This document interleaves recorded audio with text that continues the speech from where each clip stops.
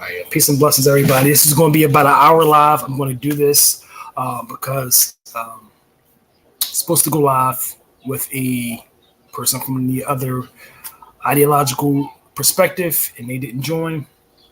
What I'm going to do over time is with these lives are going to get a lot more animated. We're going to put some money behind this. We're going to start building slowly but surely, and we're going to get this information out here. I see a lot of opportunities for us to get our information out to a broader audience. And I'm going to do everything I can to make sure that we are championing our ancestors.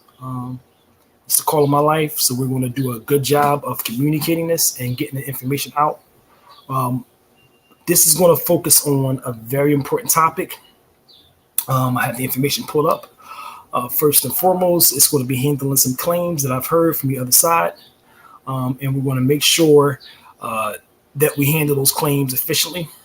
One thing that I hear a lot of is about African heritage, about the terms that were used in old British colonies, and as far as the term Angola, as far as the term Congo, as far as the term Guinea.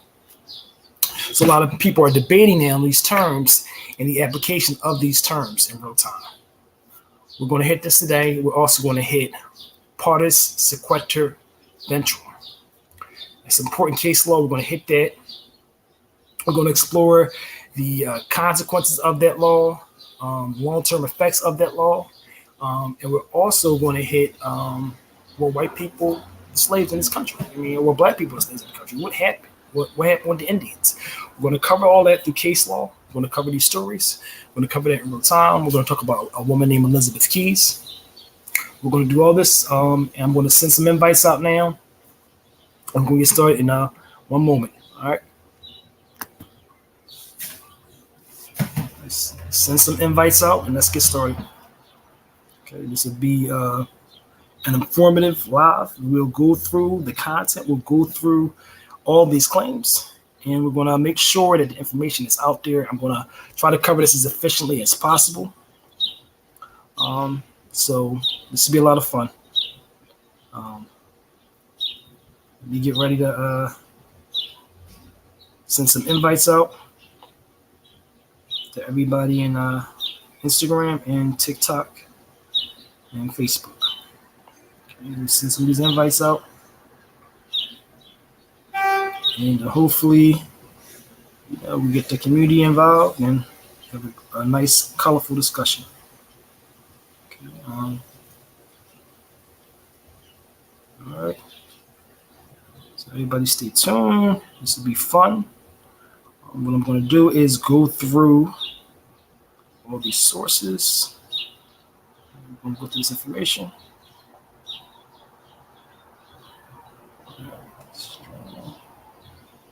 Okay. So a couple more out, and then after that, we can get started and get into this information. We got a lot of information to cover. And as always, if somebody wants to join, you are welcome to join as well. But I will try to make this as lively as possible and also as informative as possible. Right, so everybody stay tuned, and let's get ready to have this great discussion and learn something in history. Okay. So let's see. All right, let's get ready to get started.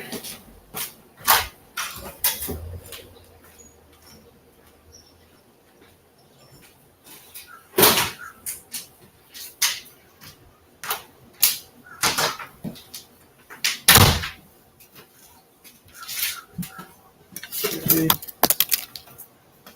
Right.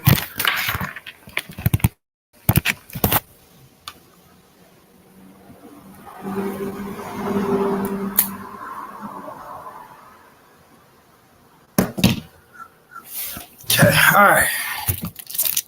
So, hope all is well.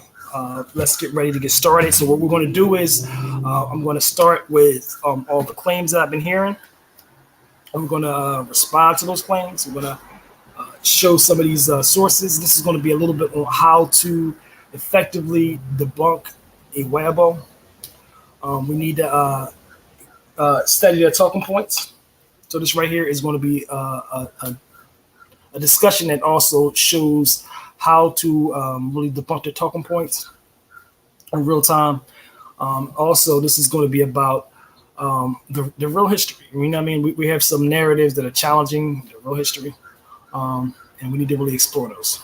So one thing I keep hearing about is the term Guinea, the term Angola, and also the term Windward Coast is another one that you hear a lot about. So I want to hit those right there. So first and foremost, we need to know about these places, right? We have 3 different regions of West Africa.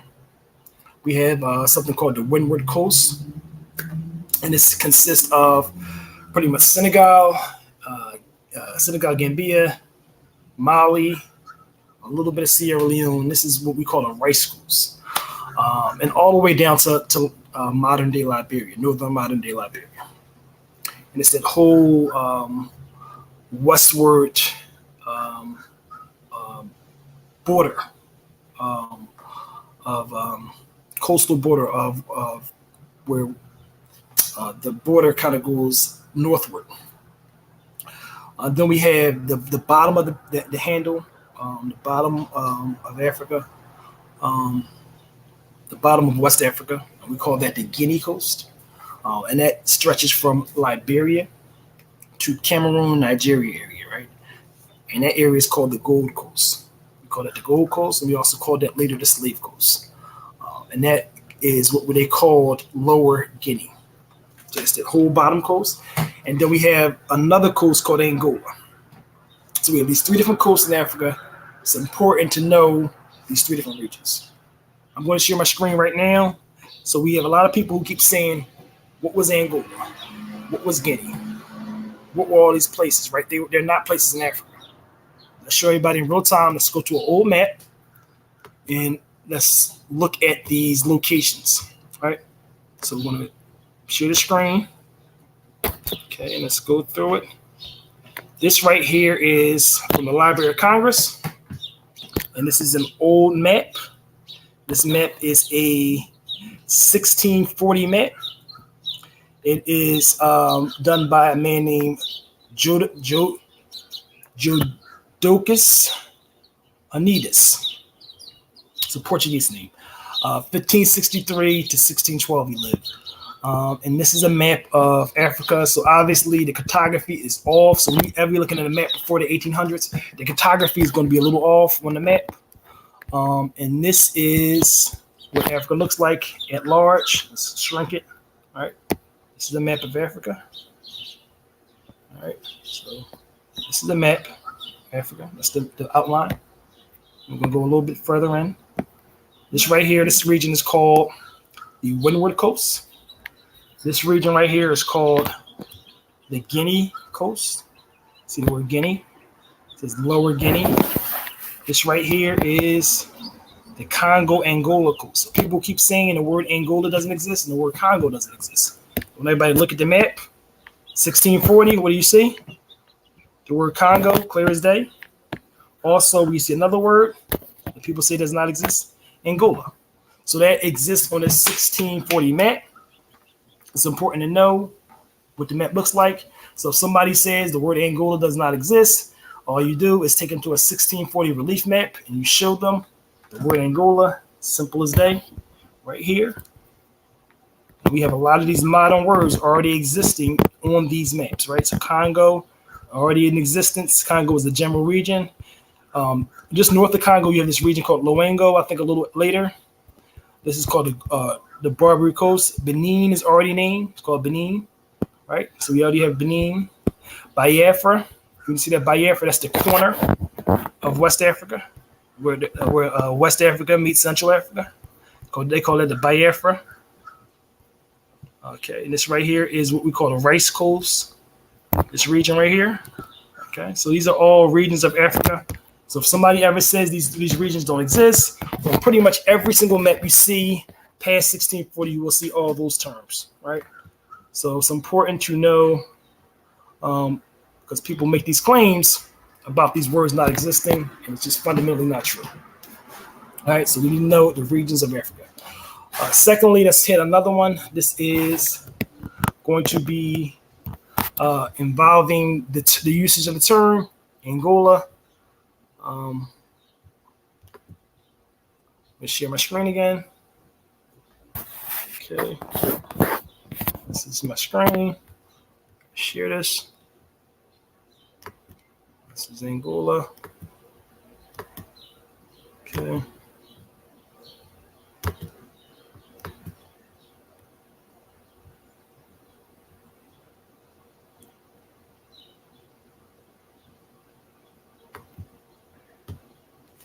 Right here.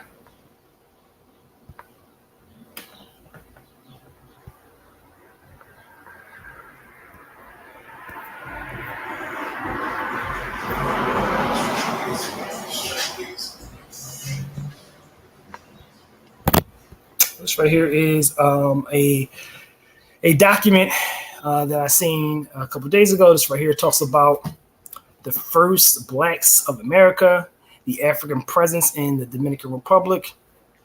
It is from a site that is devoted to African heritage in Dominican Republic. So it talks about the African heritage and African history of Dominican Republic. So if you see this right here on a Weibo page, this right here, this site is explicitly talking about it, the African presence, and it's talking about a 1575 public auction of enslaved Africans that are brought on a Portuguese ship to La Español, which is the old name for Hispaniola or Dominican Republic.